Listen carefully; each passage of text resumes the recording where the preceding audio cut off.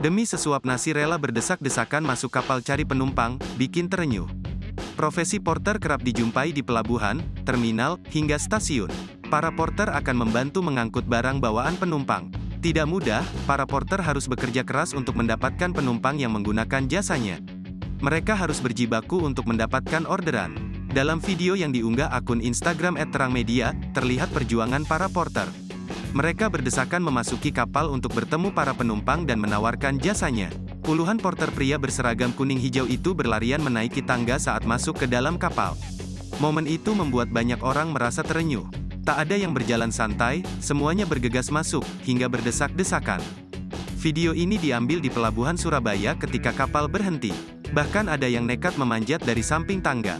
Beginilah perjuangan para porter setiap kali kapal penumpang bersandar di pelabuhan. Demikian keterangan postingan.